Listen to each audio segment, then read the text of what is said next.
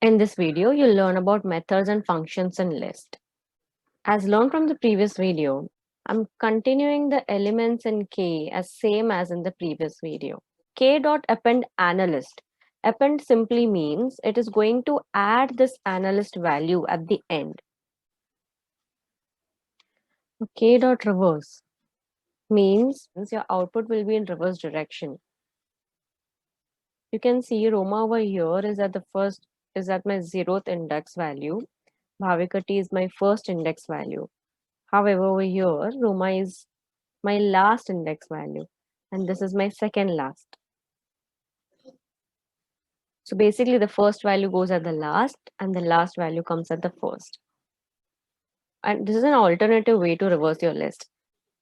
I have no values before my colon and after my colon, which means it is going to consider all the values of list. And colon -1 over here means my step size, which is in negative direction. Hence, I'm getting the output in negative direction. K.extend. I'm trying to extend list within list. I have a list called time, and within this list, another list, money, has been added.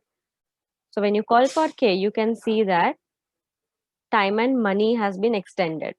Now I'm trying to extend the string tat. However, this is not in a list. So when you call for it, you see individual alphabets being extended rather than the whole word being considered. Index. It tells you at what position your value is. K.index analyst. 0. 0 means my first position of K. And you can see my first value, my 0th index value is analyst. K.index money. My money is on my 9th index value. You can recheck it as 0th index value first, second, third, fourth, fifth, sixth, 7th, 8th, 9th. Hence 9th index value. And 9 as the output. I've declared a new variable O and assigned values inside the list as 1, 2, 1. Now I want to understand my index value of 1. You can see my 1 is repetitive. So when I use the function index and I want to check where exactly my value 1 is positioned, it just gives me the first index value. K.pop simply means the last value is going to be eliminated when I don't declare anything within my round brackets. You can just check over here. My last value was T, and right now I don't have T over here. Similarly, K.pop2. 2 means my second index value is going to be eliminated, which means 0, 1, 2. My complex number 6 plus 7j is going to be eliminated. And as you can see in the output, the complex number has been eliminated. K.count analyst. Count means how many times something has occurred. You can see analyst has occurred only once, and hence the count 1. K.count 9. Now I don't have a value 9 in my K, hence I'm not getting any output over here, and hence 0. Remove. If I want to remove anything from K, then I can use the function K.remove. I want to remove the string time, hence K.remove time. You can see in the output that time has been removed. I've declared another list which has values 9, 456, 1, 0, 798, and we've called for this variable A. Now A.sort means my values are going to be arranged in ascending order, which is smaller to bigger. A.reverse means my values are going to be arranged in descending order. Now I'm trying to add another string value which I've placed inside a list. Hence you can see that in my output, Roma has been added. And then you try to sort this. You'll get an error, not supported between instances of string and integer, which means I can only sort my numerical values, and when I try to mix it up with a string, it is not going to sort.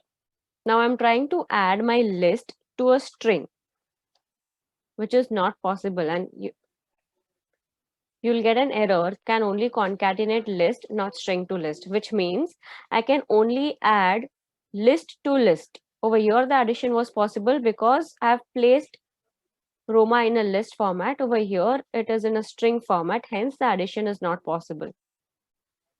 Insert function means the value that you want to insert and at what position.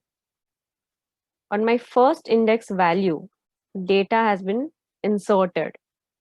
However, it doesn't replace the value, it just shifts the value on the right side. As you can look at the definition of insert, insert object before the index. As this is in the positive direction, before the index value 1, which means this is my 0th index value, this is my first index value.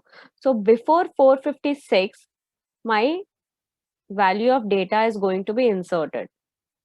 A dot insert minus 1 xyz, which means now 1 over here means a positive direction, minus 1 means negative direction. So for my positive direction, my data is entered before the first index value.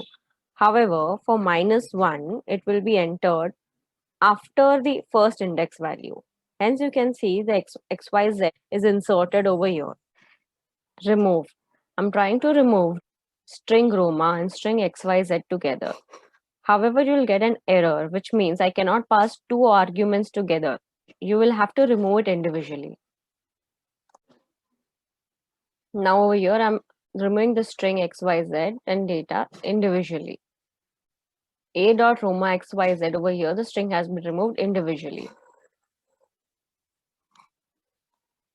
Similarly, the value data has been removed. Let us study more about min, max, and length.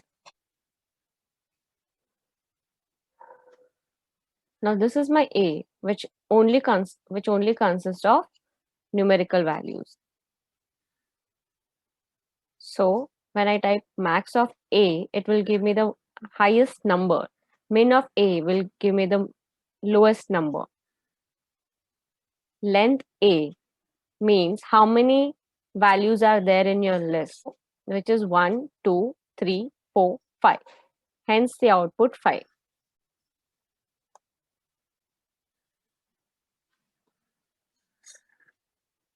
Matrix. X has first list, variable Y has second list, variable Z has third list.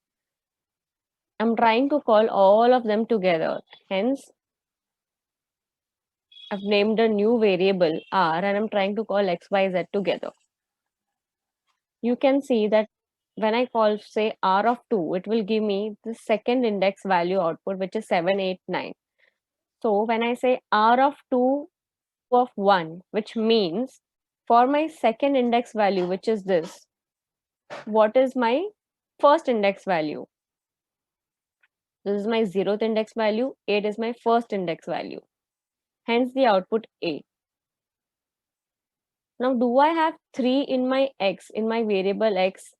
Yes. Hence it is giving me an output of true. For I in Y, now this is iteration and we'll be studying more about this in the upcoming videos of statement. Print I. It is going to print values of variable Y, which are 4, 5, 6. That's all for this video. Thank you.